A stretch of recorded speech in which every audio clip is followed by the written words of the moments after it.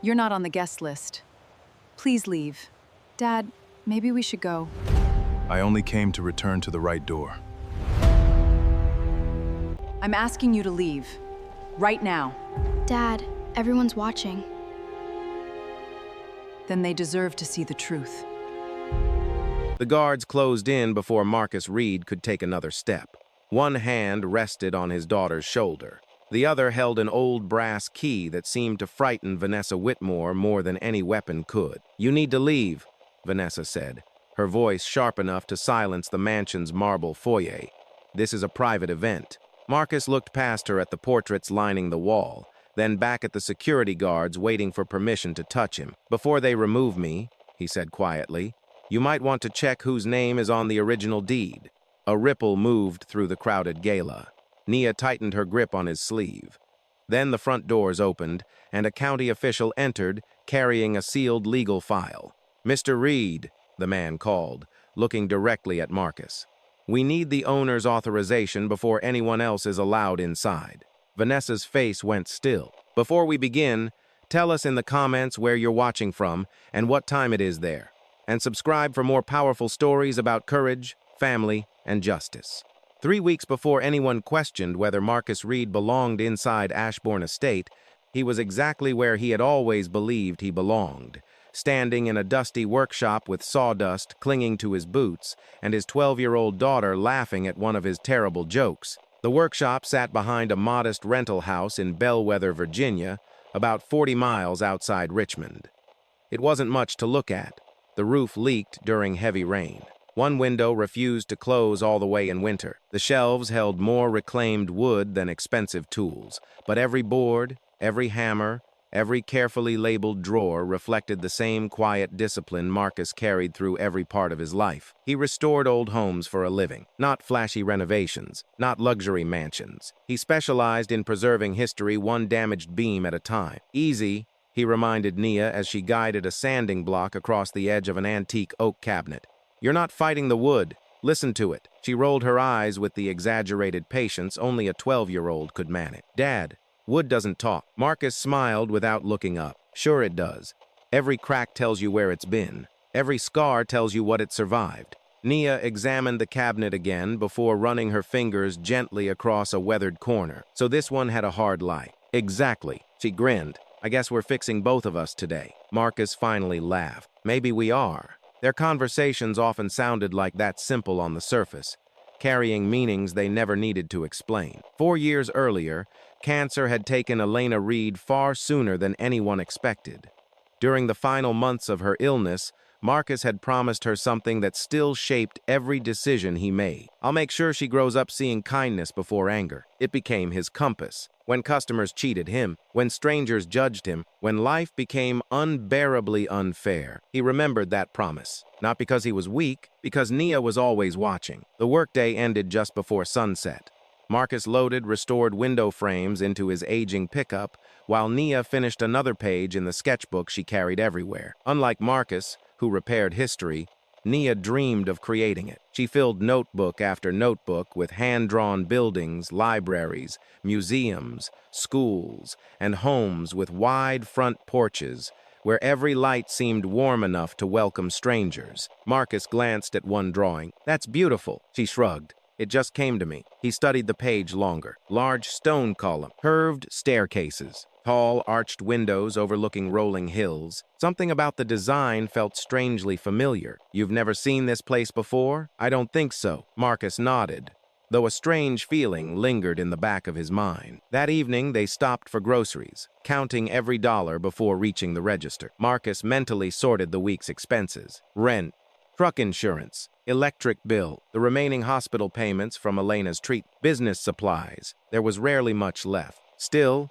Nia never complained. As they walked home carrying paper bags, she pointed toward an expensive neighborhood on the opposite hill. "Do you ever wish we lived somewhere like that?" Marcus looked at the enormous homes catching the orange light of sunset. "No." She looked surprised. "Really? I've worked inside houses twice that size. Were they nice?" "They were expensive." She laughed. "That's not what I asked." Marcus balanced another grocery bag against his hip. "A house becomes nice because of the people inside it. Money can buy walls. It can't make them feel like home." Nia smiled quietly. I knew you'd say something like that. The next morning began like every other. Coffee, work boots, school backpack. One quick hug before Nia climbed onto the bus. Ordinary, comfortable, predictable, until the certified letter arrived. The envelope carried the return address of Pierce and Ashcroft Legal Services in downtown Richmond. Marcus frowned. He couldn't remember the last time a lawyer had written to him. Inside waited a carefully folded letter on thick cream-colored paper. Mr. Marcus Reed, I represent the estate of your late grandfather, Arthur Reed. Certain legal matters concerning Ashbourne Estate require your immediate presence. Your attendance is requested no later than May 14. Failure to appear may affect the execution of an existing family trust. Below the signature was the name Harlan Pierce, attorney at law. Marcus stopped reading. His grandfather, a man he hadn't spoken to in nearly 20 years, a man whose name was almost never spoken inside their family. Nia returned from school an hour later and immediately noticed the unopened expression on her father's face. You okay? Marcus handed her the letter. She read silently. I didn't know you had a grandfather. I do. You don't like talking about him. No. Why?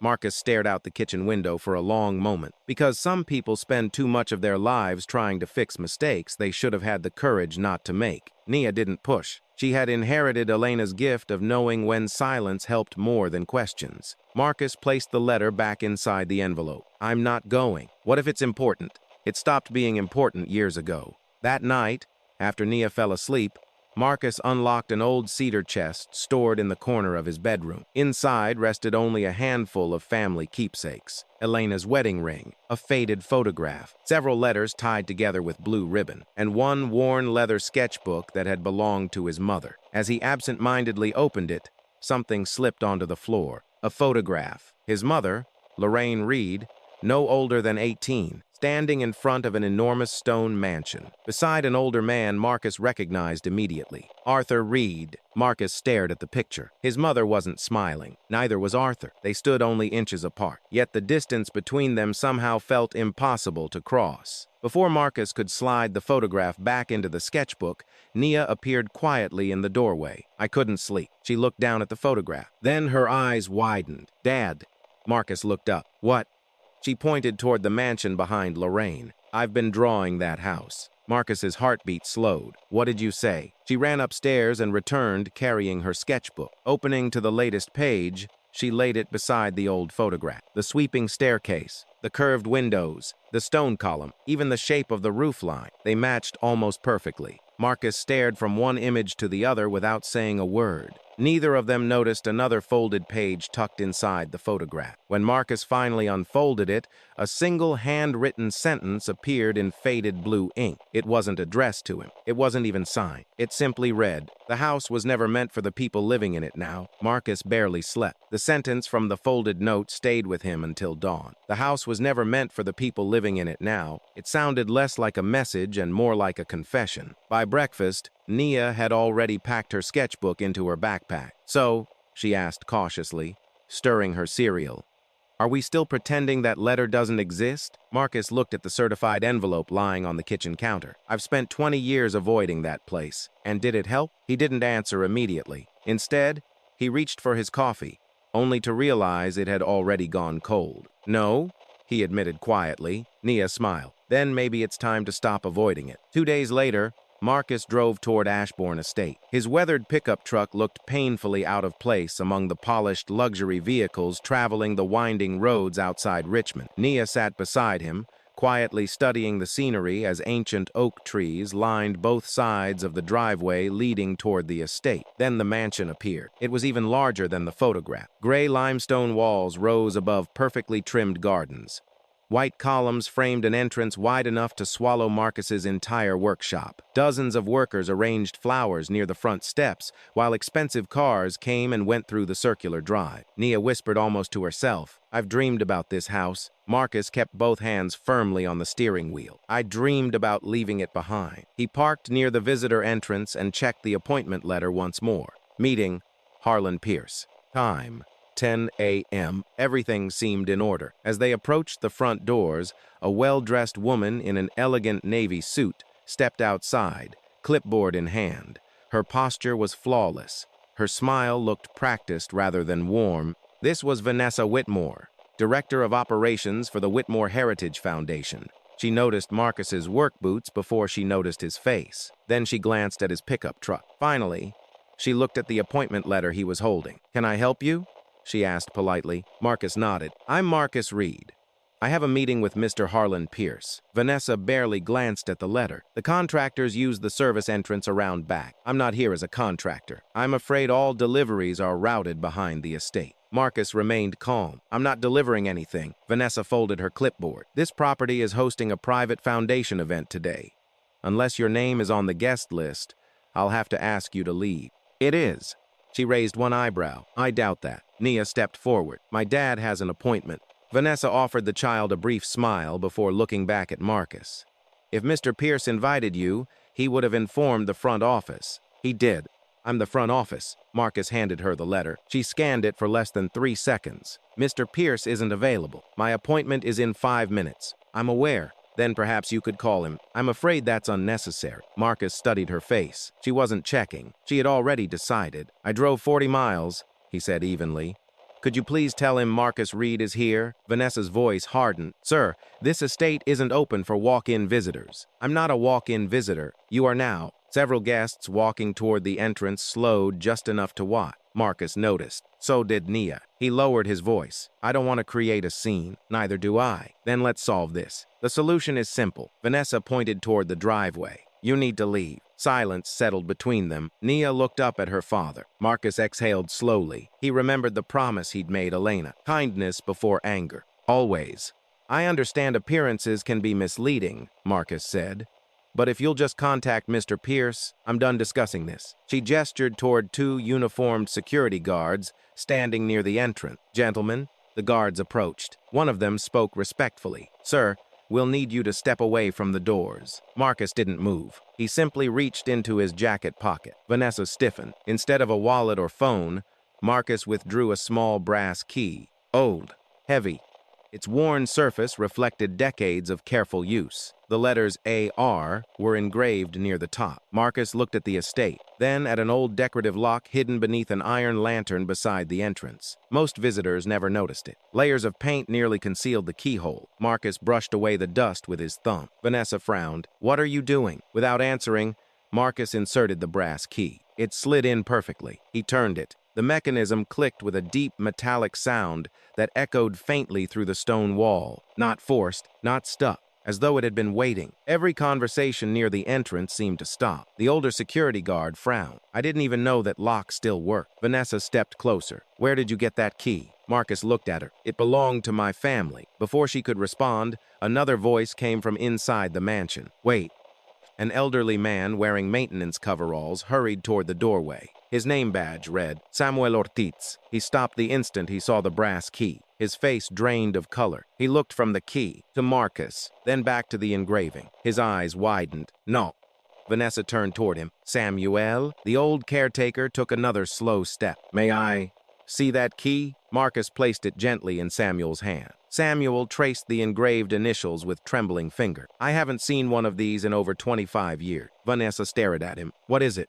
Samuel looked directly at Marcus. "Arthur Reed had only 3 of these made." Marcus said nothing. Samuel continued quietly. "One stayed with him. One was given to Lorraine." He swallowed. "And one was supposed to disappear forever." Vanessa looked confused. "You're telling me this key is real?" Samuel nodded slowly. "It's more than real." He looked Marcus directly in the eye. "Mr. Reed." Marcus met his gaze. "Your grandfather told me that if this key ever came back." Samuel paused, emotion tightening his voice. The truth had finally come home. Vanessa's confident expression faltered for the first time. Before anyone could speak again, the front doors swung open. A black sedan pulled into the circular driveway. Attorney Harlan Pierce climbed out, clearly out of breath. He looked at Marcus, then at Vanessa, then at the security guards surrounding them. Finally, his eyes landed on the brass key resting in Samuel's hand. His face turned pale. "Oh my God." He hurried toward Marcus. "I'm so sorry, Mr. Reed." Vanessa blinked. "You?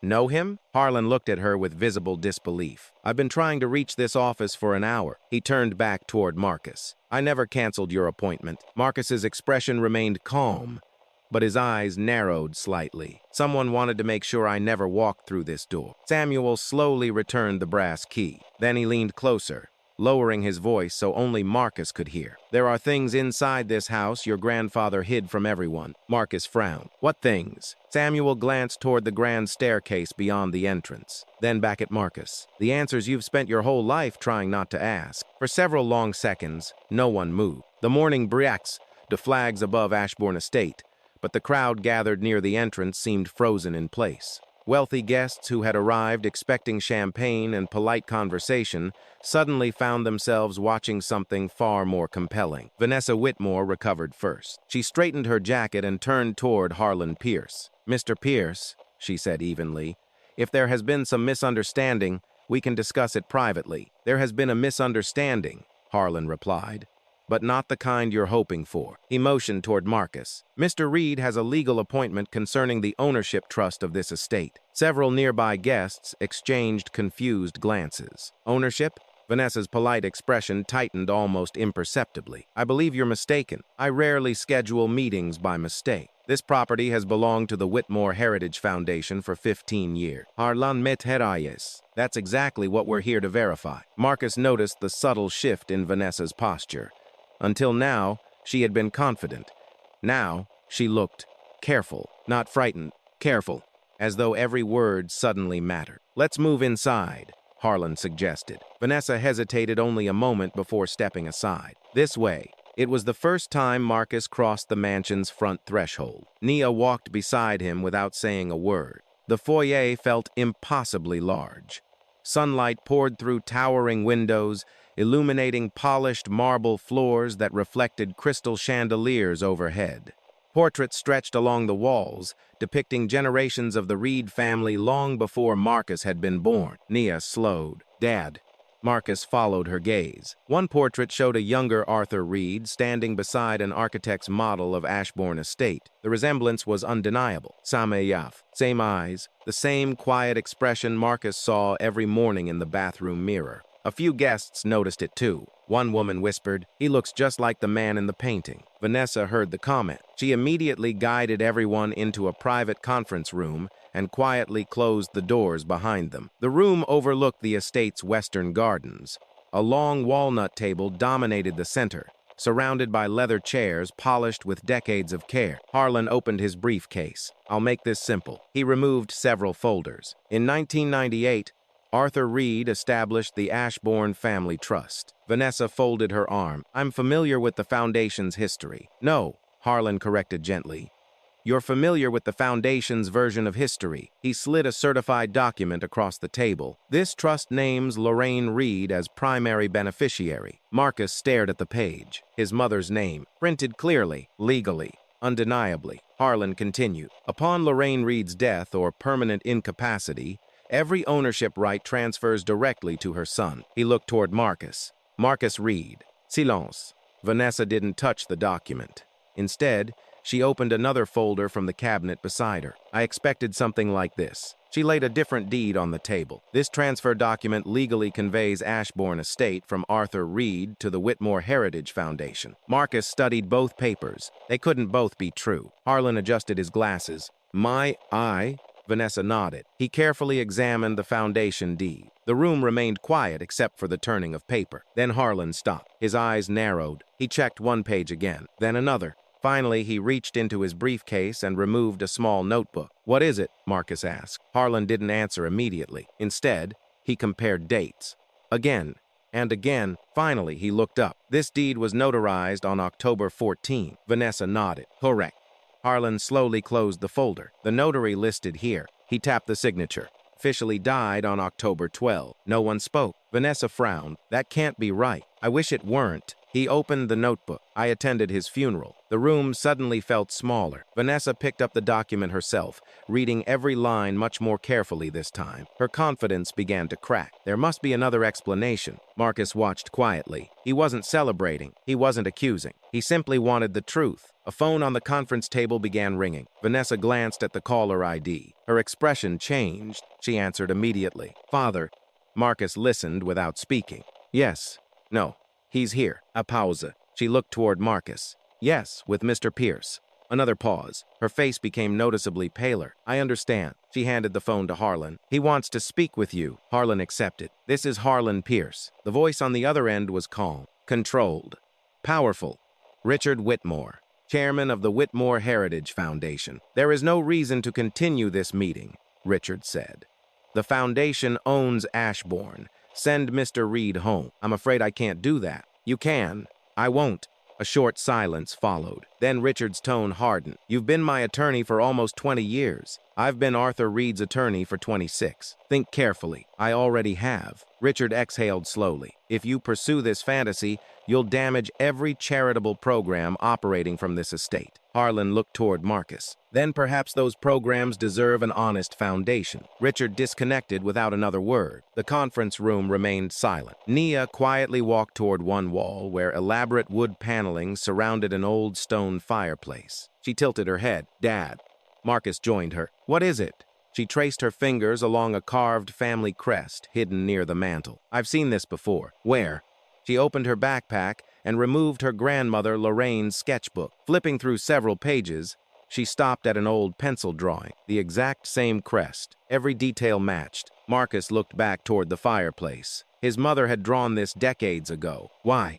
Samuel, who had quietly entered carrying coffee for everyone, froze the moment he saw the sketch. Where did you get that? It belonged to my grandmother. Samuel stared at the drawing for several seconds before speaking. Arthur had that carving restored himself. Marcus frowned. Does it mean something? Samuel hesitated. It marks one of the oldest parts of the mansion. Before he could continue, Vanessa interrupted. Samuel. He looked at her. Yes, ma'am? That's enough. Samuel lowered his eyes. Of course. Marcus noticed. Samuel knew something, and Vanessa didn't want him saying another word. Harlan gathered both deeds together. I'll request a complete title examination from the county. Vanessa looked exhausted. That could take weeks, perhaps, but until then, no one should assume these documents tell the whole story. Marcus stood. I didn't come here to throw anyone out. Vanessa looked surprised. He continued calmly. If this estate legally belongs somewhere else, the evidence will prove it.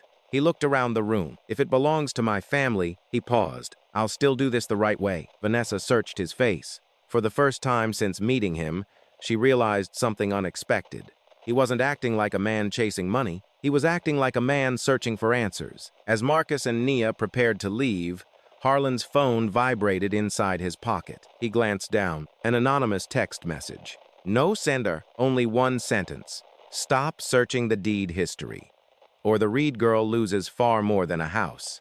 The color drained from Harlan's face. He immediately locked the screen before anyone else could read it. But Marcus had already noticed the fear in the old attorney's eyes. Something far darker than a property dispute had just entered the fight. Marcus drove in silence. The anonymous message stayed in his mind the entire 40-mile trip home. It wasn't the threat that unsettled him. It was the certainty behind it. Someone knew exactly why he had come to Ashbourne Estate. Someone was watching. Beside him, Nia stared out the passenger window. She finally broke the silence. Dad?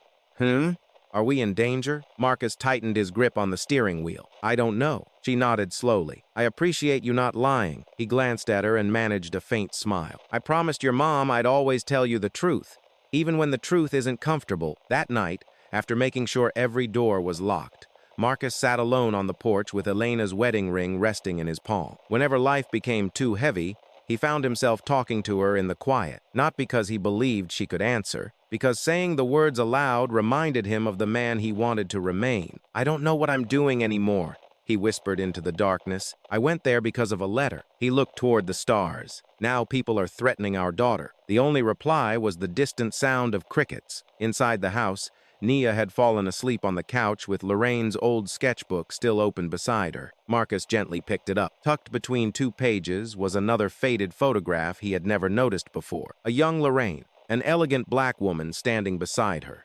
And, several feet away, Arthur Reed. Not together, not as a family, separated by a crowd of well-dressed guests, almost as if someone had deliberately positioned them apart. On the back, written in neat handwriting, were only 3 words. My mother, Evelyn. Marcus closed his eyes. He suddenly understood. The woman beside Lorraine wasn't simply a family friend. She was Evelyn Brooke, his grandmother, the woman he had never met, the woman his mother almost never spoke about. The following afternoon, Marcus drove to Rosewood Assisted Living. The building smelled faintly of lavender and fresh linen. Lorraine Reed sat beside a sunlit window, wrapped in a light blue blanket despite the warm weather. The stroke 2 years earlier had weakened her body, but it hadn't touched her sharp eyes. She smiled the moment she saw Marcus. "You only visit in the middle of the week when something's wrong." He laughed softly. "I guess you still know me too well, and you still carry your problems on your shoulders." Nia hugged her grandmother first. "I brought your sketchbook." Lorraine looked at it for a long moment before accepting it. "I wondered where this disappeared." Marcus placed the old photograph beside her. "I have questions." The smile faded. "I thought you might—" He pulled up a chair. "Who was Evelyn Brooks?" Lorraine rested her fingers gently on the picture. "My mother." She didn't say anything else for several seconds. When she finally spoke again, her voice had become quieter. "My mother was the bravest person I've ever known." Nia leaned closer. "What was she like?" Lorraine smiled sadly. She could walk into a room where nobody wanted her, and somehow leave with everyone treating her like family. Marcus had heard countless stories about strong people. This sounded different. This sounded personal. "Evelyn worked as a teacher," Lorraine continued. "She believed children deserved opportunities long before society agreed." She paused. "Arthur Reed believed that too." Marcus frowned. "Then why didn't they stay together?" Lorraine looked out the window. "Because believing something and having the courage to defend it aren't always the same." The room grew quiet. Outside, birds landed on the garden fountain. Inside, 40 years of silence slowly began to dissolve. "Arthur loved my mother," Lorraine said. "I've never doubted that." "Then why?" "Because he was weak." Marcus blinked. She had never spoken about Arthur so directly. He came from one of Virginia's wealthiest families. His business partners wanted him to marry into another powerful family. A public relationship with a black school teacher in those days would have destroyed everything they were building. Nia whispered, "So he chose money?" Lorraine shook her head. "No." "What then?" "He chose fear." Marcus lowered his eyes. That answer somehow hurt even more. "He visited us often when no one could see," Lorraine continued. "He paid for my education. He bought books. He never missed my birthday, but when people questioned who I was," her voice caught. He stayed silent. Marcus felt anger rising inside him. Not loud anger, the slow kind, the kind built over decades. "You deserved better." Lorraine smiled faintly. "So did he." Marcus looked confused. She continued, "The saddest thing about your grandfather wasn't that he made one terrible mistake. It was that he spent the rest of his life trying to become brave enough to undo it." Nia reached over and gently squeezed her grandmother's hand. "Did he ever apologize?" "Many times." "Did you forgive him?" Lorraine stared toward the sunlight. "He forgave him." Another pause. "But forgiveness doesn't erase what happened." Marcus nodded. He understood that better than anyone. After Elena died, dozens of people had offered sympathy. None of it changed the empty chair at the dinner table. Forgiveness healed hearts. It didn't rewrite history. Lorraine suddenly looked directly at Marcus. "Tell me,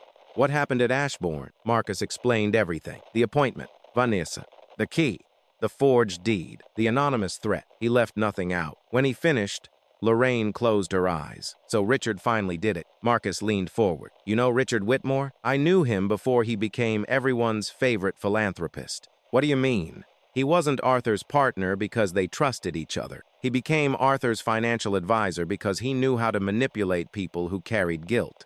Marcus remained silent. Lorraine continued. "When Arthur's health declined, Richard handled more and more paperwork. He always insisted he was protecting the family's legacy." She laughed bitterly. "I suppose he was. His own." Marcus reached into his pocket and unfolded the copy of the trust document Harlan had given him. "Mom, did Grandpa really leave Ashbourne to you?" She looked at the paper. "No." Marcus frowned. "No? He left me responsibility." She met his eyes. "There's a difference." Nia looked confused. "What responsibility?" Lorraine smiled sadly. "When your great-grandmother Evelyn first saw Ashbourne, she didn't dream about living there." Marcus blinked. "She didn't?" Lorraine slowly shook her head. "No. She dreamed about filling it with children who had been told they didn't belong anywhere." The words settled heavily in the room. Marcus suddenly remembered Nia's sketches. Libraries, schools, open doors, not mansions, schools, as though some forgotten dream had quietly traveled through generations. Lorraine reached into the drawer beside her bed. Inside rested a small velvet pouch. She handed it to Marcus. "What is it?" "Open it." He untied the string. Inside lay an old brass medallion engraved with the same Reed family crest Nia had discovered inside the mansion. On the back were 4 engraved words: East Stair, below, trust. Marcus looked up sharply. What does this mean? Lorraine's expression grew serious. When your grandfather realized Richard couldn't be trusted, he hid the documents. Where? She took a slow breath. Beneath the east staircase. Marcus's pulse quickened. The hidden room? Lorraine nodded. I was there once. Naya whispered. What's inside? Lorraine looked from Marcus. Tonya. Then back again. The proof Arthur spent years protecting. Marcus stood. Then that's where we go next. Lorraine suddenly grabbed his wrist with surprising strength. He stopped. Her eyes, cloudy only moments before, became painfully clear. Listen to me carefully. Marcus knelt beside her. Richard Whitmore did not steal Ashbourne after your grandfather died. She tightened her grip. He started stealing it while Arthur Reed was still alive. The room fell silent. Marcus understood, at last, that this had never been a fight over a mansion. It had always been a fight over the truth. Marcus left Rosewood Assisted Living with Lorraine's words echoing louder than the engine of his aging pickup. Richard Whitmore did not steal Ashbourne after your grandfather died. He started stealing it while Arthur Reed was still alive. That changed everything. If Lorraine was right, the forged deed was only the final chapter of a much older crime. Marcus glanced toward Nia. She was staring out the window, her grandmother's brass medallion resting in her palm. You've been quiet, he said. She looked over. I'm thinking. About?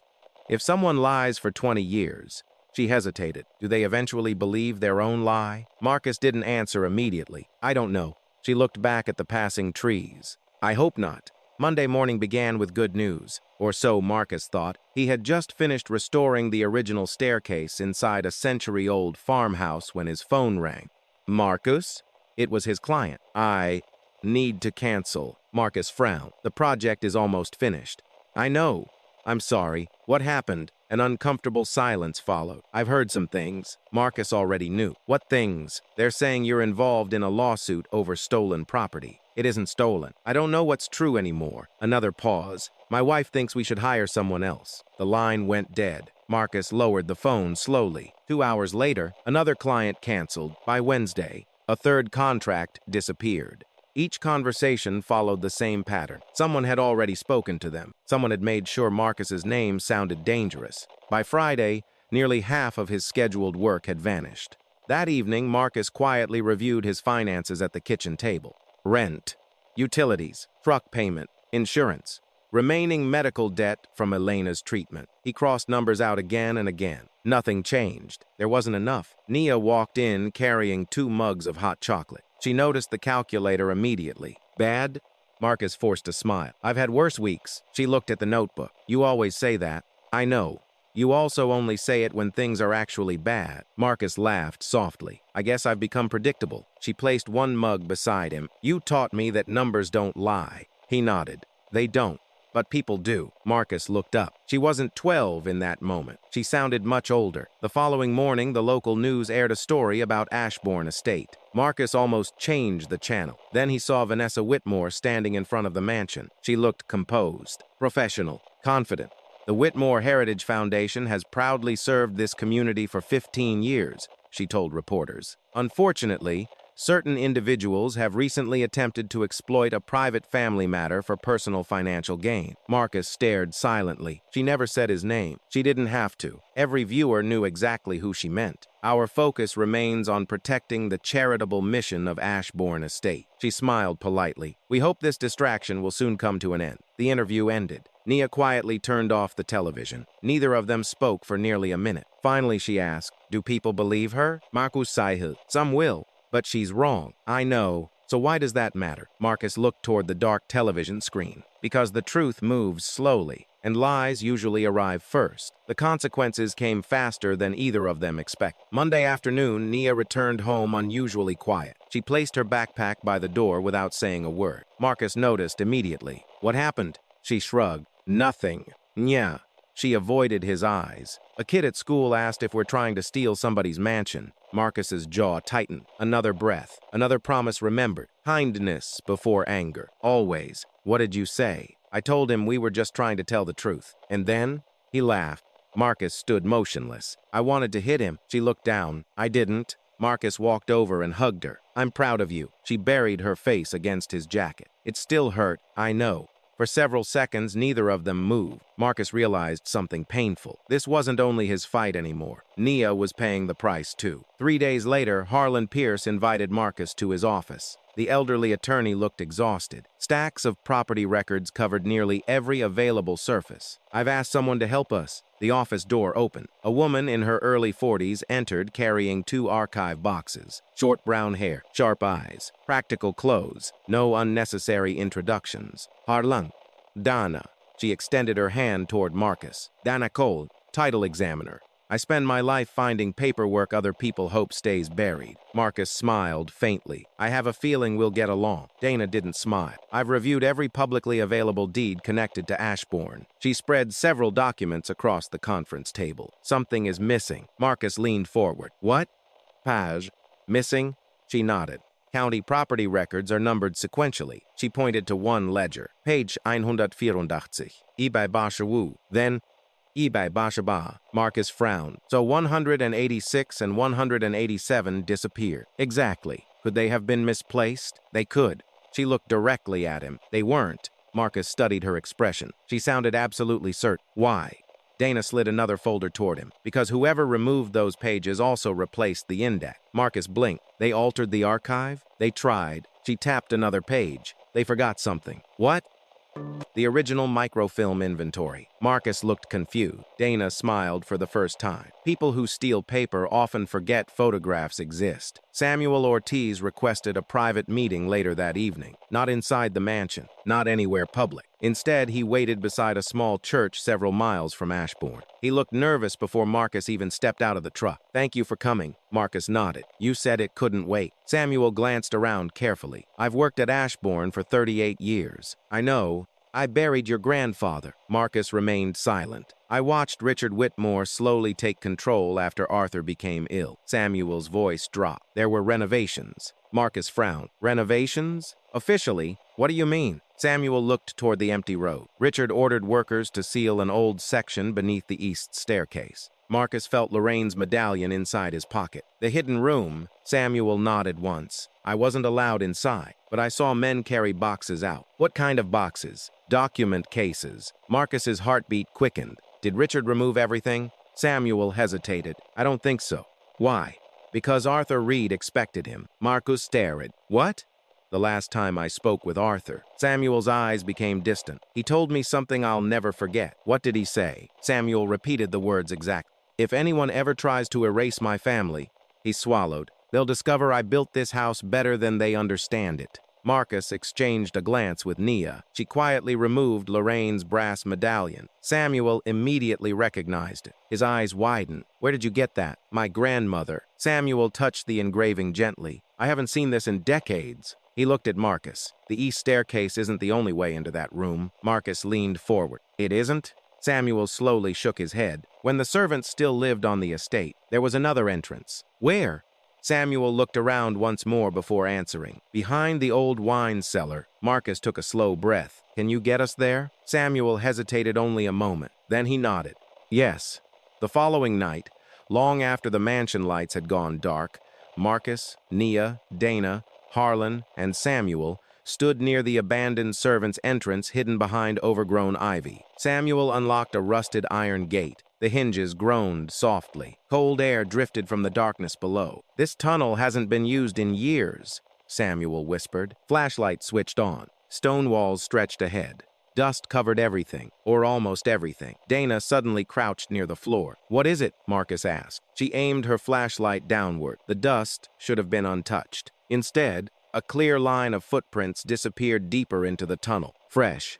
Not weeks old, not even days. Someone had reached the hidden room before them. No one spoke. 5 flashlight beams rested on the fresh footprints, cutting through the thick layer of dust. Marcus knelt slowly. The impressions were sharp, not blurred. "They're recent," Dana said quietly. Marcus looked up. "How recent?" She ran a gloved finger along one of the prints. "The dust hasn't settled back into them." She stood. "I'd say within the last 24 hours. Samuel's face tightened. Someone knew. Harlan looked toward the darkness ahead. "Or someone has been checking this room for years." Marcus rose without another word. "Let's keep moving." The narrow passage twisted beneath the oldest section of Ashbourne Estate. Thick stone walls muffled every sound from above, leaving only the echo of cautious footsteps and the faint hum of the flashlight. Nia stayed close to her father. "You okay?" Marcus whispered. She nodded. "I'm scared." Suwang Yi. She looked surprised. "You are?" Marcus smiled faintly. "Being brave doesn't mean you stop being afraid. It means you keep walking." She reached for his hand. "I can do that." "So can I." After nearly 50 yards, the corridor opened into a circular chamber hidden beneath the mansion. Dust floated through the air. Ancient wooden shelves lined the walls. Most of them stood empty. Broken locks littered the stone floor. Cabinets had been forced open. Drawers pulled out. Boxes overturned. Dana slowly turned in place. "They've already searched everything." Samuel stared in disbelief. This room was untouched for decades. Marcus walked carefully through the scattered debris. Whoever had entered before them hadn't been looking for valuables. Silver candlesticks remained untouched. Old furniture had been ignored. Only papers were missing. Richard knew exactly what he wanted, Marcus murmured. Harlan examined an empty filing cabinet. They were thorough. Nia wandered quietly toward the far wall. Unlike the adults, she wasn't looking at the destruction. She was studying the room itself. Her fingers brushed across rough wooden paneling. She frowned. "Dad." Marcus turned. "What is it?" "This wall doesn't match." Dana joined her. "What do you mean?" Nia pointed. "Every board runs horizontally." She touched one narrow section, except this one. Marcus stepped closer. Years of restoration work had trained his eyes to notice tiny imperfection. She was right. One section had been rebuilt. Not recently, but intentionally. He knocked gently against the wood. Solid. Then, one spot answered with a hollow sound. Marcus smiled. "Good catch." Samuel looked amazed. "I've worked here almost 40 years. I never noticed that." Marcus carefully examined the edges. No nails, no hingus. He pressed lightly near the bottom corner. Nothing happened. Nia opened Lorraine's sketchbook. She flipped through several pages before stopping at an old pencil drawing of a decorative fireplace. "Look." Marcus compared the sketch to the wall. "The carving." She pointed to a tiny leaf carved into one corner. "It isn't decoration." Marcus reached toward the carved leaf. He rotated it gently. A dull metallic click echoed through the chamber. The wooden panel shifted outward by less than an inch. Samuel inhaled sharply. "My God." Marcus slowly pulled the hidden compartment open. Inside sat a narrow cedar drawer, untouched, waiting. No one moved for several seconds. Then Marcus carefully lifted it free. Inside rested only 4 items. A thick leather ledger, 3 sealed envelopes, a small cassette tape, nothing more. Harlan's hands trembled. He found another hiding place. Dana carefully photographed everything before anyone touched it. Marcus picked up the ledger. The first page bore Arthur Reed's unmistakable handwriting. Ashbourne Family Trust. Below it, "If you are reading this, then Richard has already done exactly what I feared." Silence settled over the room. Marcus opened the next page. Every scholarship donation, every property expense, every transfer, meticulously recorded. Dana's eyes widened. "This is incredible." She quickly compared the ledger with copies of the foundation's financial report. The numbers didn't match, not even close. The money disappeared gradually. She flipped faster, not all at once. Marcus frowned. "How much?" Dana reached the final pages. She looked up slowly. "Million." Samuel lowered himself into an old chair. "I knew something was wrong. I just never imagined." Harlan opened the first sealed envelope. Inside was a handwritten letter addressed to Lorraine. He hesitated. Marcus nodded. "Go ahead." Harlan unfolded the pages. Arthur's handwriting filled every line. "Lorraine, if you are reading this, I have already failed you one final time. I spent too many years believing I could repair injustice quietly. I was wrong. Silence always protects the stronger person, never the wounded one." Marcus closed his eyes. The words landed harder than he expected. Harlan continued reading. Arthur admitted what Lorraine had always known. He had loved Evelyn Brooks. He had loved Lorraine, but he had lacked the courage to stand against his own family and business partners when it mattered most. "I don't ask forgiveness," Arthur wrote. "I ask only that my grandson become the man I was too afraid to be." Marcus lowered his head. No one spoke. Nia quietly slipped her hand into his. "I'm sorry, Dad." Marcus squeezed her fingers gently. He wasted a lot of years. But he tried. Nia nodded. "Maybe that's why he left this for you." Dana reached for the second envelope. Inside were bank records. Corporate filing, canceled check. Each document connected Richard Whitmore to companies receiving money from Ashbourne's charitable accounts. Dana looked almost stunned. This isn't just fraud, it's systematic. She pointed toward several recurring payments. Look at these. Marcus leaned over. Each transfer had been routed through shell companies before returning to businesses controlled by Richard. He was laundering the foundation's own scholarship money, Dana whispered. Samuel slowly shook his head. Children lost opportunities, so he could build his empire. Harlan picked up the final envelope. This one isn't addressed to Lorraine. Marcus looked at the faded writing. It simply read, "To whoever must carry Ashbourne forward." Inside lay another letter, shorter, more direct. Arthur explained that Ashbourne Estate had never been intended as a private symbol of wealth. The estate generated income from surrounding farmland, historical tours, and investments. Every dollar beyond maintenance expenses was supposed to fund scholarships in Evelyn Brooks's name, not luxury galas, not exclusive memberships, not private influence. Marcus stared silently at the pages. He suddenly understood. The mansion itself wasn't the inheritance. Responsibility was. Then Harlan carefully lifted the cassette tape. Arthur had written one sentence across its label. "Play only if Richard denies the truth." Samuel looked toward an old portable cassette recorder sitting forgotten on a shelf. "I think it still worked." After replacing old batteries from his emergency kit, Marcus inserted the tape. Static filled the room. Then, Arthur Reed's voice. Older, weaker, but unmistakably clear. "If this recording is being played, I pause it. Then Richard Whitmore has broken every promise he ever made me." Marcus felt his pulse quicken. Arthur described how illness had left him increasingly dependent on Richard, how blank documents had been placed before him, how financial reports disappeared, how signatures appeared on papers he never remembered approving. Then Arthur said something that froze everyone in the room. "There is one witness besides me." Marcus looked at Dana. She looked back. Arthur continued. "Vanessa Whitmore. Silence. She was 17. She walked into my study the day Richard changed the documents. She saw everything." Marcus stared at the recorder. "Vanessa? The woman who had thrown him out of the mansion?" Arthur's voice softened. "I don't blame the child. She believed the lies her father told her. If she ever finds the courage to speak, believe her." The recording ended with a click. No one moved. The only sound came from the recorder's motor slowing to a stop. Finally, Samuel whispered, "Dear Lord." Dana carefully removed the tape. "This changes the entire case." Marcus remained silent. His anger toward Vanessa suddenly became more complicated. Had she knowingly protected Richard, or had she spent 20 years trapped inside her father's version of history? Before anyone could answer, footsteps echoed from the tunnel. Flashlights swung toward the entrance. Vanessa Whitmore emerged from the darkness, accompanied by 2 security officers. Her eyes immediately fell on the open drawer, the ledger, and the cassette recorder still sitting on the table. "What have you done?"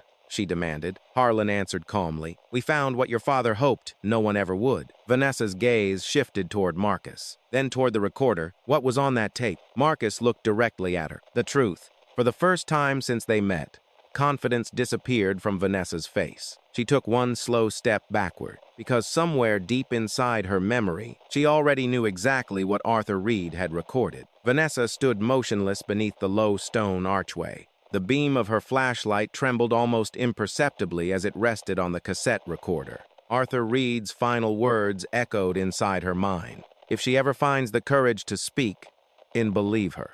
Marcus didn't move toward her. He didn't accuse her. He simply watched. After a long silence, Vanessa finally spoke. "I didn't know this room still existed." Samuel looked at her sadly. "You knew enough." She swallowed. "I knew there had been a room, but my father told me Arthur became confused near the end of his life." Dana closed the ledger. "Confused people don't create financial records this precise." Vanessa looked at the pages. For the first time, doubt replaced certainty. She whispered almost to herself, "What if everything I've believed is wrong?" Richard Whitmore arrived less than an hour later, not alone. He came with 2 attorneys and a county deputy carrying an emergency court order. The atmosphere inside the hidden chamber changed instantly. One of Richard's attorneys unfolded the document. "By authority of the circuit court, all materials discovered in this location are to be secured pending forensic examination." Dana frowned. "On what grounds?" "Possible evidence tampering." Marcus stepped forward. "Tampering?"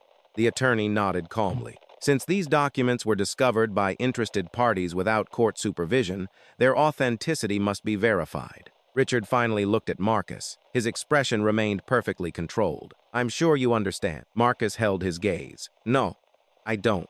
Richard smiled politely. I expected that. Federal evidence technicians carefully photographed every document before sealing the ledger, letters, and cassette inside evidence containers. Marcus watched without protest. He wanted the truth. If that meant waiting longer, he would wait.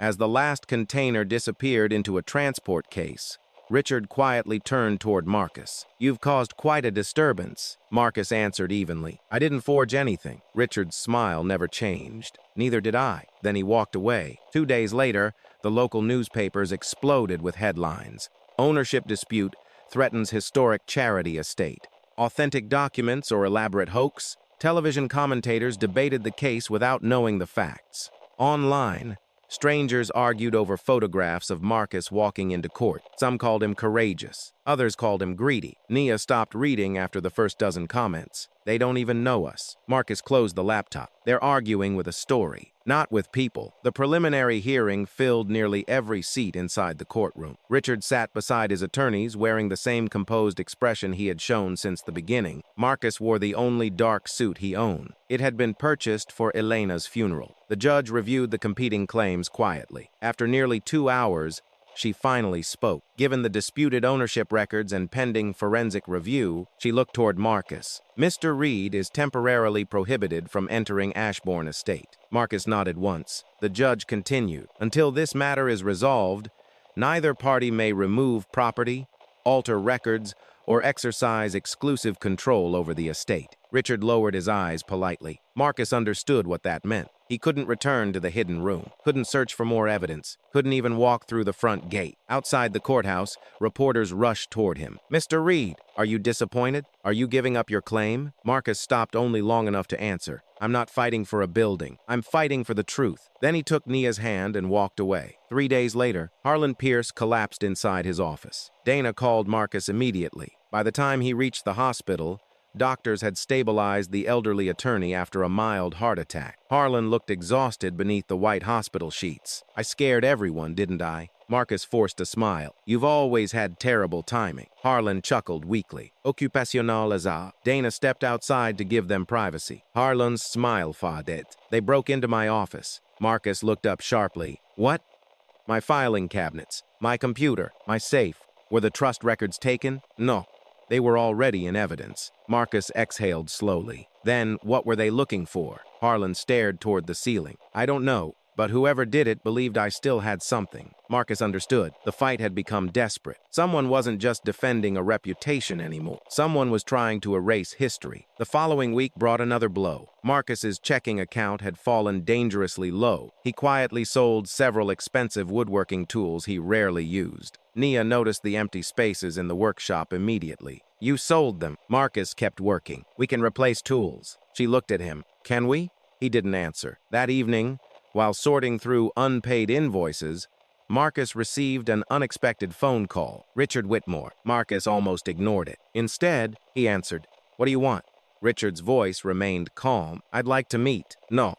This concerns your daughter. Marcus's heartbeat slowed. What about her? I believe we can solve this without years of litigation. They met the next afternoon inside a quiet, private dining room overlooking a golf course. Richard had already ordered coffee. Marcus ordered nothing. Richard slid a leather folder across the table. Inside rested a contract, along with a certified bank letter. $2 million, Richard said. Marcus looked at him. If you withdraw every ownership claim, silence. You'll never have to worry about bills again. Marcus closed the folder. You think this is about money. I think you're a father. Richard leaned back. I know exactly how expensive hope can become. Marcus remained silent. Richard continued, Your daughter deserves security. A better school, a better neighborhood. A future free from debt. He gently tapped the folder. This buys all of it. Marcus stared through the restaurant window. For one dangerous moment, he imagined saying yes. The hospital debt. The failing business, the truck that needed repair, Nia's college someday, everything, gone. Richard noticed the hesitation. I knew you'd understand. Marcus slowly reached for the pen lying beside the agreement. His fingers rested on it. Then, a familiar voice came from the hallway. Dad? Marcus turned. Nia stood frozen near the entrance. She had come looking for him after school, following Dana, who had grown suspicious of Richard's invitation. Nia looked from the contract to the pen, then back to Marcus. Neither spoke. Finally, she walked inside. I don't need a mansion. Marcus swallowed. I know. I don't need $2 million. His eyes softened. I know. She took his hand. I just need my dad. The room became painfully quiet. Marcus looked back down at the agreement. This time he read every page. Halfway through, he stopped. A single paragraph buried in the legal language caught his attention. The undersigned permanently releases the Whitmore Heritage Foundation, its officers, directors, affiliates, successors, and beneficiaries from all present and future liability relating to the Ashbourne Scholarship Trust. Marcus slowly looked up. The scholarship fund. Richard's smile faded slightly. What about it? This isn't about the mansion. Richard said nothing. Marcus continued. You don't care whether I own Ashbourne. You care whether anyone investigates where the scholarship money went. For the first time, Richard didn't answer immediately. Marcus quietly closed the folder, then pushed it back across the table. No. Richard sighed. You'll regret this. Marcus stood. I already regret 20 years of silence. I'm not adding another signature to that history. Richard watched him leave. His expression remained calm, but the confidence behind it had begun to crack. That evening, just after sunset, someone knocked on Marcus's front door. When he opened it, Vanessa Whitmore stood alone. No security, no attorneys, no expensive car, only exhaustion. I need 5 minutes, she said quietly. Marcus hesitated, then stepped aside. Vanessa looked around the modest living room before speaking. I remember something. Marcus remained silent. I was 17. My father asked me to bring tea to Arthur's study. Her voice shook. When I opened the door, she closed her eyes. Arthur was trying to sit up. My father was holding papers. Marcus waited. I saw him move one stack, replace another. I didn't understand. She looked at Marcus. My father told me Arthur was too sick to organize his finances. So I believed him. Marcus asked softly, Can you testify to that? Vanessa's eyes filled with conflict. If I do, I lose everything. My career. My family's name, the only parent I have left. Marcus nodded. I understand. She looked surprised. You do? I understand difficult choices. He glanced toward Nia, who was quietly reading in the next room. But I also know what happens when good people stay silent. Vanessa lowered her eyes. I need proof. So do I. If I testify without it, my father will destroy me. Marcus didn't argue. He simply walked her to the front door. As Vanessa stepped outside, Dana's truck turned into the driveway. She climbed out, holding a thick archive folder. She looked directly at Marcus. Her face carried the first genuine hope anyone had seen in weeks. I found them. Marcus frowned. What? Dana held up the folder. The missing deed pages. She took a slow breath. They were never destroyed. They were hidden under another property number in the county archives. Dana didn't wait until morning. She spread the archive folder across Marcus's kitchen table, while Nia cleared away school books to make room. The worn pages smelled faintly of dust and aging paper. I checked the county index 3 times, Dana said.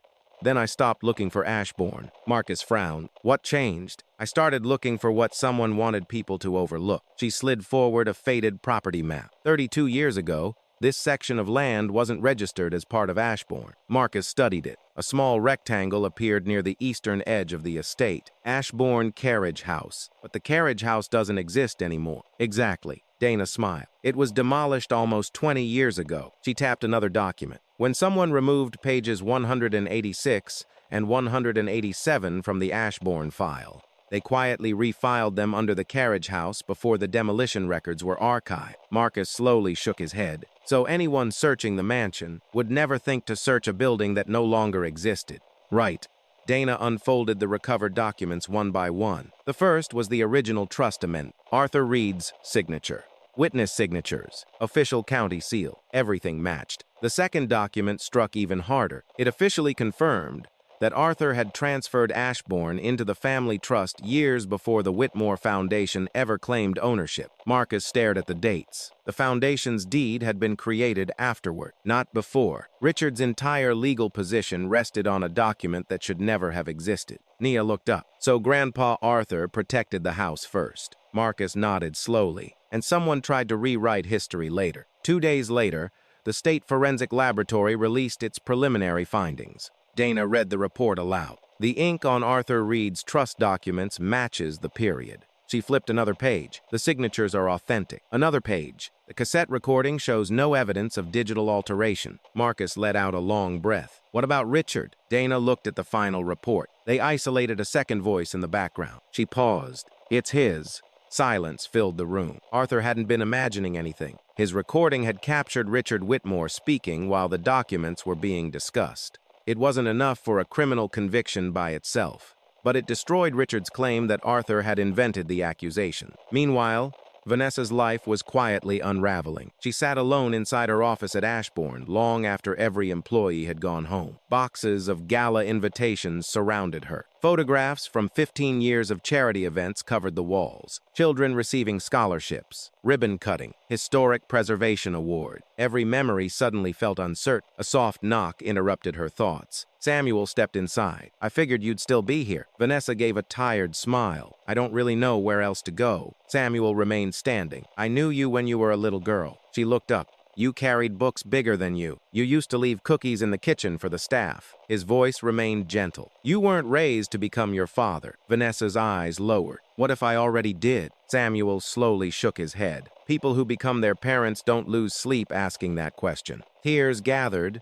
but she blinked them away. "I remember pieces." "What pieces?" "My father telling Arthur he was confused. He kept moving papers. I asked what he was doing. Samuel waited. He told me." Her voice broke. "That one day I'd understand what adults have to do." Samuel sighed quietly. "And now?" Vanessa stared through the office window toward the front lawn. "I finally understand." 3 days later, Marcus received another court-approved inspection order. This time, investigators accompanied them. The focus wasn't the hidden room. It was the old stone, well marked repeatedly throughout Evelyn Brooks' sketchbook. Most people assumed it was only decorative. Samuel knew better. "My grandmother always told me nobody drew the same thing 10 times by accident," Nia said. Marcus smiled. "Your great-grandmother wasn't drawing scenery." Workers carefully removed decades of stone and concrete that had sealed the well, about 6 feet below the surface. A metal clang echoed upward. One investigator called down, "I've got something." Minutes later, a waterproof steel document case emerged. Its lock had rusted away. Dana carefully opened it while everyone watched. Inside lay stacks of sealed financial records wrapped in oilcloth, canceled checks, bank correspondence, corporate filing, and a second notary seal. Dana froze. This, she lifted it carefully, was reported missing 20 years ago. Marcus looked inside the case again. Several photographs rested beneath the paperwork. One showed Richard Whitmore shaking hands with the notary whose signature later appeared on the disputed deed. Another photograph was dated 3 weeks before the notary's death. Dana quietly exhaled. He planned this long before Arthur died. An investigator photographed every page. Another carefully bagged the seal as evidence. Marcus noticed Vanessa standing several yards away. She had arrived quietly after receiving notice of the search. Her face turned pale the moment she saw the steel case. "I know that box." Everyone looked toward her. "My father kept it locked in his study." She took another step. "He told me it contained family financial record." Dana asked softly, "Are you certain?" Vanessa nodded without hesitation. "I polished it every Saturday when I was a teenager." She stared at the photographs. "I've held this box." That evening, Marcus and Vanessa met alone on the mansion's rear terrace overlooking the gardens. For the first time since they met, no guards, no reporters, no lawyers, only 2 people carrying very different versions of the same history. Vanessa broke the silence. "When I turned you away," Marcus looked toward the gardens. "I know. I judged you." "You did." "I'm sorry." Marcus remained quiet. After a long pause, he finally answered, "I've been judged before." She looked at him, but this time it mattered. He nodded once. "It did." Vanessa wrapped both hands around a cup of untouched coffee. "I spent years believing Ashbourne belonged to my father because he earned it." Marcus answered calmly. "My mother spent years believing it didn't belong to her because she wasn't enough." Neither spoke for several moments. Finally, Vanessa whispered, "My father told me your family abandoned Arthur." Marcus looked at her. "My mother thought Arthur abandoned us." She closed her eyes. "He made us both live inside different lies." Marcus leaned against the stone railing. "Then let's stop repeating them." Vanessa looked surprised. "You don't hate me?" Marcus thought about the question carefully. "I hated what happened. I hated standing outside that front door while my daughter watched." He looked directly at her. "But if I spend my life hating everyone who believed a lie, then Richard wins twice." Vanessa lowered her head. Tears finally slipped down her cheek. "I don't deserve your kindness." Marcus shook his head. "This isn't kindness. It's a choice." She looked up. "What choice?" "My daughter deserves to see that justice doesn't require revenge." Vanessa stood silently, absorbing every word. Then she took a folded document from her bag. a sworn statement. Marcus accepted it but didn't read it yet. I wrote everything I remember. The papers, the conversation. The day Arthur tried to stop my father, she inhaled slowly. I'm ready to sign it. Before Marcus could answer, a loud knock echoed from the front entrance of the terrace. Richard Whitmore stepped through the doorway. His eyes immediately found the unsigned affidavit in Vanessa's hand. For one brief second, the carefully controlled philanthropist disappeared. Only a frightened father remained. Without a word, he reached into his coat. Marcus instinctively stepped in front of Vanessa. Richard didn't pull out a weapon. He withdrew a single sheet of yellowed paper, the original witness page. Vanessa recognized it instantly. Her own 17-year-old signature covered the bottom. Richard struck a lighter. A small blue flame appeared. The corner of the page caught fire. Orange spread slowly across 20 years of hidden truth. Kneel to the lie, Richard said quietly, or watch the past disappear forever. The flame climbed slowly across the edge of the yellowed paper. For one terrifying second, no one moved. Richard Whitmore held the burning witness page between two fingers, as though it were nothing more than an old receipt. Vanessa stared at it in disbelief. Dad, his eyes never left hers. You don't understand what you're doing. No, she whispered. I finally do. Marcus stepped forward carefully. Richard shifted the burning page farther away. One more step. Marcus stopped. The paper crackled softly. A black line crept toward Vanessa's 17-year-old signature. Richard smiled faintly. History is fragile. Marcus looked at him calmly. No, the evidence may be. History isn't. Richard laughed. You still don't understand. Marcus shook his head. I understand more than you think. The original trust, the forged deed, the scholarship money, the shell companies, the hidden room, the well, the notary. You've spent 20 years trying to erase paper. He looked directly into Richard's eyes. But you forgot something. Richard frowned. What? You can't erase people. Silence. Marcus continued quietly. Lorraine remembers. Samuel remembers. Harlan remembers. Vanessa remembers. And now investigators know where to look. Richard's confident expression faltered, only slightly, but Marcus saw it. Richard wasn't protecting a lie anymore. He was trying to outrun one. Vanessa slowly stepped toward her father. You told me Arthur was confused. He was. You told me he wanted you to save the estate. He did. You told me Marcus's family abandoned him. They did. Vanessa shook her head. No.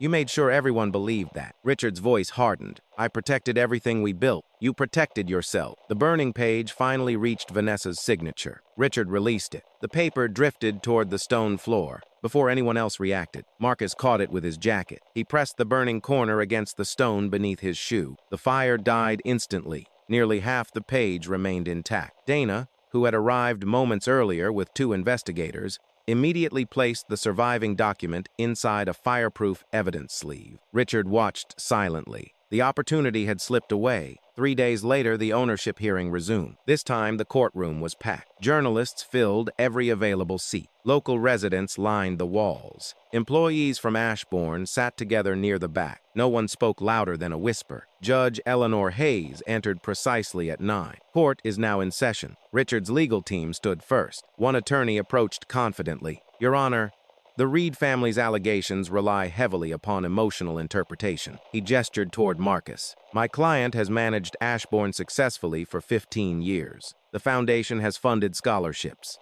protected historic preservation, and benefited the community. Marcus listened without interruption. Then Dana approached the witness stand carrying 3 binders. Permission to present certified county records. The judge nodded. Dana carefully opened the first binder, the original Ashbourne Family Trust. Second binder, the recovered carriage house archives. Third binder, the financial analysis prepared from bank records recovered inside the sealed well. Page after page appeared on courtroom screens. Dates, transfers, corporate ownership charts, loan documents, shell companies. Nothing dramatic, nothing emotional, just facts.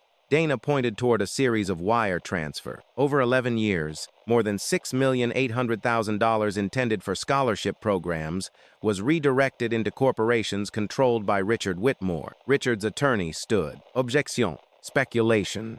Dana calmly handed the judge certified banking records. Not speculation, documented transfers. The objection was overruled. Samuel Ortiz testified next. He walked slowly to the witness stand, removing his cap before taking the oath. I worked at Ashbourne for 38 years. The prosecutor asked gently, did renovations occur beneath the east staircase?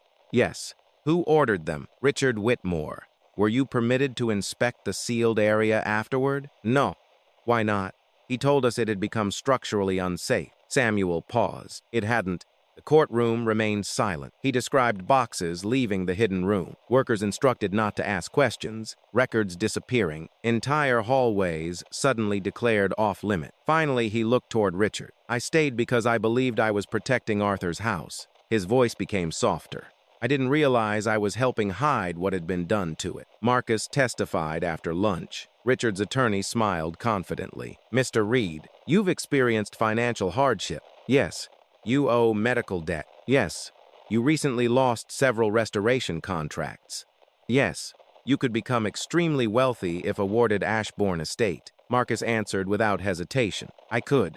The attorney smiled. So financial gain motivates your claim. Marcus looked toward the judge, then toward the spectators, finally at Nia. No. My daughter does. The attorney blinked. Marcus continued. I don't mean money. I mean the example she sees. If I teach her that truth should be sold whenever life becomes difficult, then I've failed as her father. Silence settled across the courtroom. Marcus reached into his pocket. He removed the settlement agreement Richard had offered. Dana had already entered it into evidence. Marcus held it up. I was offered $2 million. Several reporters immediately looked up. I almost accepted. The courtroom became even quieter. Because I was tired. I was scared. I wanted my little girl to stop worrying about bills. He looked at Nia, but buried inside this agreement, he opened the document, was a clause releasing the Whitmore Foundation from every future investigation involving the Scholarship Trust. Marcus placed it on the witness stand. That told me everything. I wasn't being paid to give up a mansion. I was being paid to bury children who would never receive opportunities promised in their name. Not a single person spoke. Even Richard avoided Marcus's eyes. Late that afternoon, the courtroom doors opened quietly. Every head turned. Vanessa Whitmore entered. She wore no designer suit, no foundation pen, only a plain gray jacket. She carried one sealed flash drive. Judge Hayes looked toward her. Miss Whitmore? Vanessa nodded. I have additional evidence. She walked slowly to the witness stand. Richard finally spoke. Vanessa. She didn't look at him. I've spent 20 years believing I owed my father loyalty. Her voice remained steady. I've learned loyalty without honesty becomes something else. She inserted the flash drive into the courtroom system. A video appeared on the large screen. Not old footage, a recent recording. The private conversation inside Richard's office. His own voice filled the courtroom. Arthur stopped understanding what needed to be done. Vanessa's recorded voice answered. You changed the papers. Richard laughed quietly. I corrected history. Another pause. No donor would have trusted that estate in Lorraine Reed's hand. The courtroom froze. Richard's own words continued. Someone had to save Ashbourne from becoming their inheritance. The recording ended. No edits. No dramatic music. Only silent. Judge Hayes removed her glasses. Richard's attorneys looked at one another. For the first time since the case began, no one stood to object. After a brief recess, Judge Hayes returned. She spoke slowly. Based upon the documentary evidence, witness testimony, and authenticated recording, she looked toward Marcus. I hereby recognize Marcus Reed as the provisional trustee of the Ashbourne Family Trust pending final judgment. Marcus closed his eyes briefly, not in celebration, in relief. The judge continued. All assets of the Whitmore Heritage Foundation connected to Ashbourne Estate are immediately frozen. Richard finally stood. You can't do this. Judge Hayes met his gaze. I already have. Court officers moved quietly toward him. Richard remained composed. Almost. Then he smiled. You think this is over? No one answered. He looked directly at Marcus. The annual Ashbourne Gala begins tomorrow evening. Our largest donors will be inside that house. He buttoned his jacket, and some transactions cannot simply be frozen. Marcus felt a chill. Dana's eyes widened. She suddenly understood. As everyone filed out of the courtroom, she hurried toward Marcus. Her voice was barely above a whisper. The offshore transfer. Marcus turned sharply. What? Dana opened her laptop. It wasn't canceled. It was delayed. She looked up. It automatically processes tomorrow night. Midnight. From a secure terminal inside Ashbourne Estate. Marcus stared back toward the courtroom doors where Richard had disappeared. The legal battle had shifted. Now they had less than 24 hours to stop millions of dollars from vanishing forever. Marcus barely slept. By sunrise, the provisional trustee order had already been delivered to Ashbourne Estate. Legally, he now had authority over the property. In reality, Richard Whitmore still controlled the people inside it. Employees didn't know whom to obey. Donors knew only what the newspapers had printed. And somewhere inside the mansion, a scheduled offshore transfer worth millions of dollars waited for midnight. Marcus stood outside the estate just before sunset. Ashbourne looked exactly as it had the first day he arrived. Elegant, imposing, intouchable. Only this time, everything was different. Nia adjusted the collar of her navy dress. "You nervous?" Marcus smiled. "I've been nervous since the day you were born." She laughed. "You hide it well. I've had good motivation." She slipped her hand into his. "Let's finish this." Luxury cars filled the circular driveway. Guests stepped onto the red carpet beneath strings of golden lights. Inside, champagne glasses clinked beneath crystal chandeliers while a jazz quartet played softly in the ballroom. No one suspected that federal investigators were already positioned throughout the estate. Dana stood near the grand staircase disguised as an event consultant. Samuel quietly monitored the service corridors. Two forensic accountants waited inside an unmarked van outside the gates. Every entrance had been mapped, every exit covered. Only one person remained unpredictable: Richard Whitmore. Marcus and Nia climbed the front steps together. For a brief moment, Marcus remembered the humiliation of standing in exactly the same place weeks earlier. The same door, the same marble entrance, the same woman waiting there. Vanessa. She stood beside the doorway greeting guests. When her eyes met, Marcus's instinct took over. She raised one hand. "I'm sorry, sir." The words stopped halfway. She looked down at the court order in Marcus's hand, then at the Reed family key hanging from his jacket pocket. The memory of Arthur's recording flashed through her mind. She slowly stepped aside. "No." Her voice was barely above a whisper. "This house," she swallowed, "is yours." The nearby guests looked from Vanessa to Marcus in confusion. Marcus shook his head gently. "I'm only its trustee." Vanessa met his eyes. "Either way." She managed a sad smile. "Welcome home." Marcus nodded politely and walked through the front door, not with triumph, with responsibility. Inside the ballroom, Richard stood on stage thanking donors for supporting 15 years of charitable work. His voice remained smooth, confident. No one watching him would have guessed that his empire was collapsing. Because generosity, Richard concluded, is the foundation upon which Ashbourne has always stood. Applause echoed through the room. Then another voice answered. "Truth is a stronger foundation." The applause stopped. Every head turned. Marcus walked slowly toward the center of the ballroom with Nia beside him. Federal investigators followed several steps behind. Richard smiled. "I wondered when you'd arrive." Marcus handed a court order to the chief investigator. "I've come to execute it." Richard barely glanced at the paper. "You've mistaken a courtroom victory for ownership." Marcus answered calmly. "No, I've mistaken nothing." The investigator spoke clearly enough for the room to hear. "By order of the circuit court, all financial operations associated with Ashbourne Estate are suspended pending federal review." Whispers spread rapidly through the ballroom. Richard laughed softly. "You've embarrassed yourself." He looked toward the guests. "This man believes he owns Ashbourne because of a technicality." Marcus didn't respond. Instead, he handed the original trust documents to the judge's appointed receiver standing nearby. The receiver addressed the crowd. "These proceedings have established Marcus Reed as the lawful provisional trustee of the Ashbourne Family Trust." Silence. Vanessa slowly stepped forward. She looked around the ballroom, then at Marcus. Finally, she faced the guest. "I was wrong." Her voice trembled, but it never broke. "When Mr. Reed first came to this door," she paused. "I rejected him. I believed he didn't belong here." She looked directly at Marcus. "The truth is," she took a deep breath, "this estate belongs to the Reed Family Trust, and Mr. Marcus Reed is its lawful owner and trustee." A wave of astonishment swept through the room. The title whispered through the crowd again and again. "He owns the mansion. He's the owner." The owner. Marcus closed his eyes for one brief moment, not because he had won, because the truth no longer needed defending. Richard's smile disappeared. He turned abruptly toward the east wing. Dana's voice came through the investigator's radio. "He's moving." Marcus immediately understood. The office. Richard pushed through startled guests and disappeared into a private hallway. Federal agents followed. Marcus ran after them. The mansion echoed with hurried footsteps. Richard reached a locked security door and entered a 6-digit code. The panel flashed red. Access denied. He tried again. Nothing. He cursed under his breath. Meanwhile, Marcus reached the hallway intersection. He looked left, then right. The corridor split into 3 different wings. "Which way?" one investigator shouted. No one knew, except Nya. She stared toward an old decorative wall. "The service route." Marcus frowned.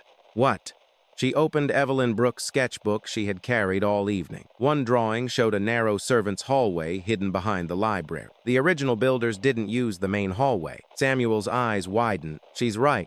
He rushed toward a carved bookshelf. A concealed latch clicked. The hidden passage opened. Through here, investigators sprinted into the narrow corridor. Seconds later, they emerged directly behind Richard's private office. Before he could complete the transfer, federal agents forced the door open. Richard stood in front of the secure terminal. One hand hovered above the keyboard. The transfer timer read, 0小时01分47秒.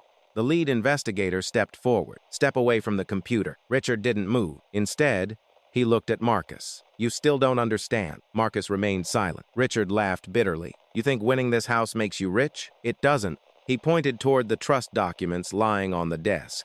Read them. Dana quickly opened the final trust amendment. Her eyes widened. Oh. Marcus took the pages. Arthur's final instructions filled the last section. Ashbourne Estate could never become private property. The lawful trustee had only two choices. Within 2 years, either convert the estate into the Evelyn Brooks Academy for Design and Skilled Arts, or sell the property entirely, placing every dollar into the scholarship trust. Marcus slowly lowered the papers. The mansion had never been intended as personal wealth. It was always meant to serve others. Richard smiled coldly. You can challenge the trust. It'll take years. You'll probably win. He stepped closer. Help me. Marcus looked at him. Protect me. We dissolve the trust. You keep the mansion. I keep my freedom.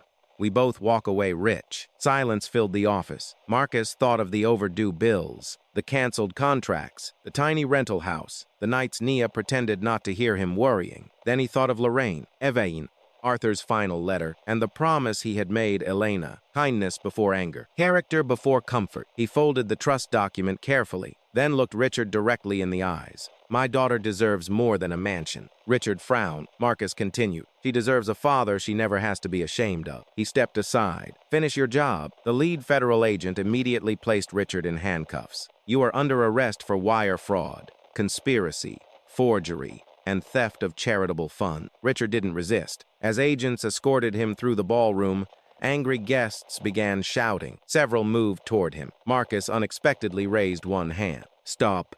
Everyone looked at him. Let the evidence judge him, not our anger. The ballroom fell silent. Even Richard looked back in surprise. For the first time that night, he seemed smaller than the mansion he had spent 2 decades trying to control. Hours later, after investigators completed their work, the ballroom stood nearly empty. Only Marcus, Nia, Vanessa, Dana, Samuel, and Harlan, who had insisted on attending despite his recent recovery, remained. Nia looked around the vast room. So, she smiled gently at her father. Does this mean we finally live here? Marcus looked across the marble floor, the portraits, the towering windows, and the front doors where everything had begun. He imagined Evelyn Brooks welcoming children. He imagined Lorraine finally walking through the front entrance without shame. He imagined classrooms instead of private galas. He smiled. No, sweetheart. He rested a hand on her shoulder. It means we finally decide. He looked toward the open front doors, who will always be welcomed through them.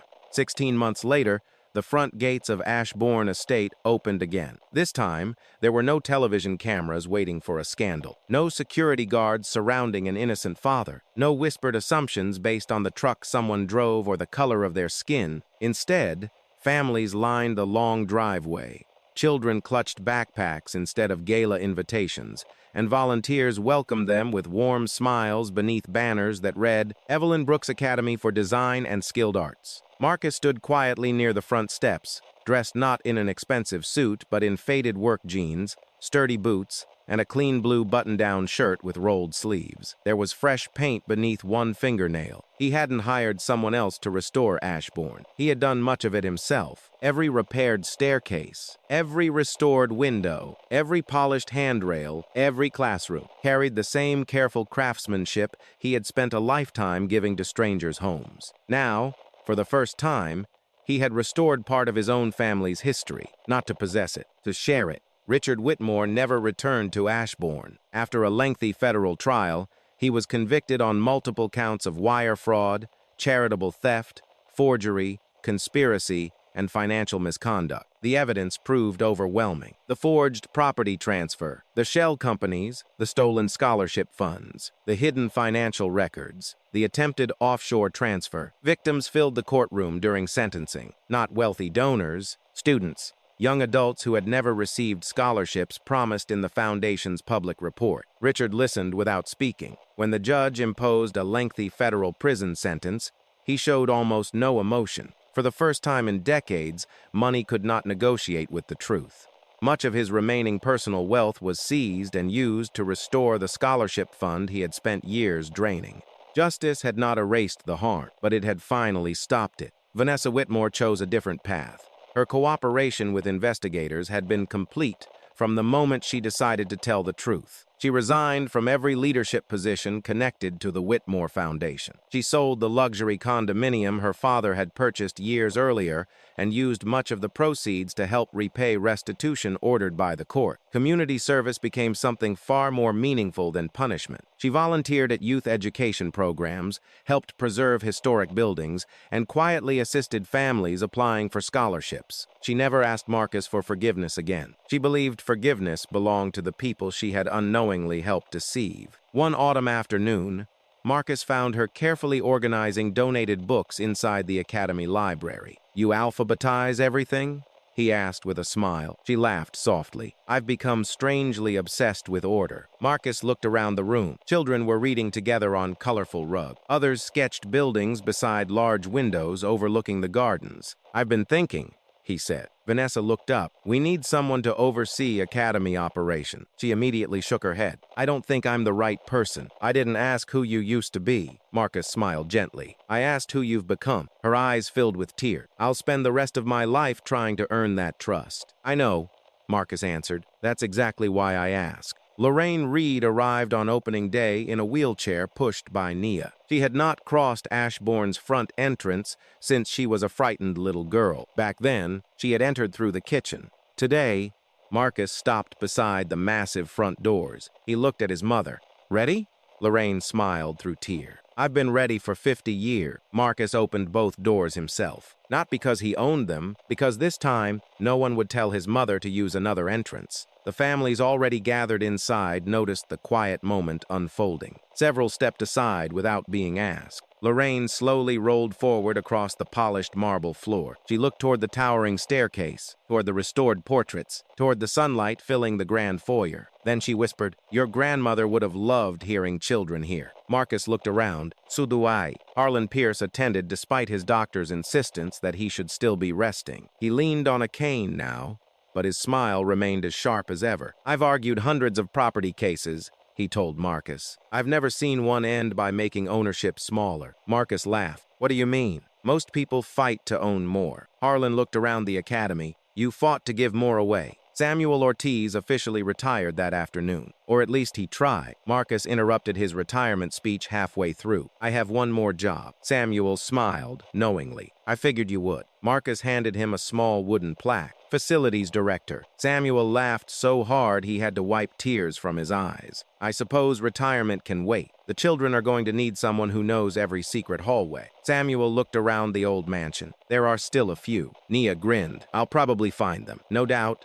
Samuel replied. Over the following months, Evelyn Brooks Academy welcomed students from every background. Some came from struggling rural communities, some from crowded city neighborhoods. Some had parents working 2 jobs. Some had lost parents entirely. Every one of them walked through the same front door. Every one of them belonged. The former ballroom became an innovation studio filled with woodworking benches, architectural models, computers, and drafting tables. Marcus insisted on teaching one workshop himself every Friday afternoon. He never called it carpentry. He called it listening. He would place a weathered piece of reclaimed wood into a student's hands and ask, "What happened to it?" At first, the answers focused on crack, damage, splinters, broken edges. Eventually, the students learned to notice something else: strength, survival, potential, exactly as Marcus had once taught Nia. Nia's own dream had grown with the academy. At 13, she designed the school's new library reading alcove. Her sketch became reality almost exactly as she had imagined years before. Large windows, curved staircases, warm wood, open spaces where every child felt invited to stay. One wall carried hundreds of engraved brass plates. Each displayed the name of a scholarship student. Above them hung a portrait of Evelyn Brooks, not painted as someone history had forgotten, but as the woman whose dream finally found its home. One quiet evening after classes ended,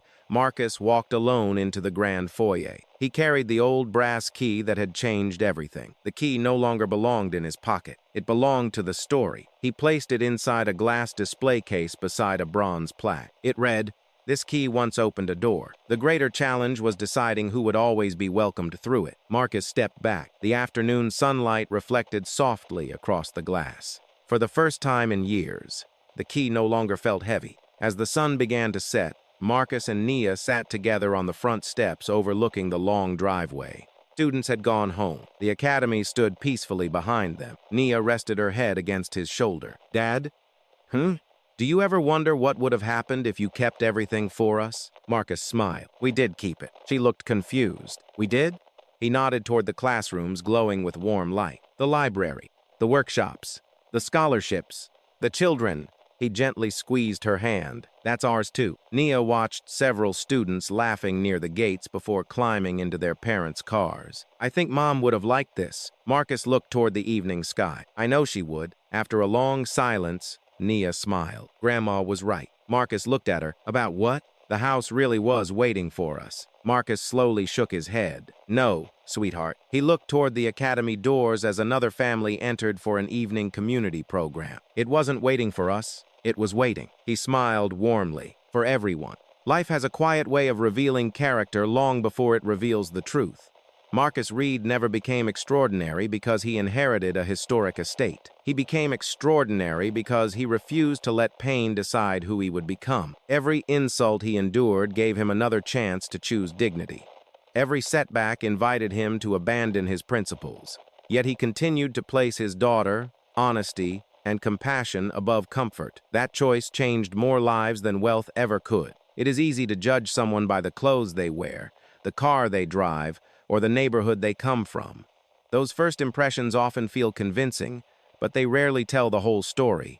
The greatest opportunities, the strongest leaders, and the kindest hearts are sometimes standing behind doors that others refuse to open. Justice also carries an important lesson. Real justice is not simply taking something away from the guilty. It is restoring what was stolen from the innocent. Marcus could have used his victory to become another wealthy owner protecting his own interests. Instead, he transformed a symbol of exclusion into a place where countless children could build brighter futures.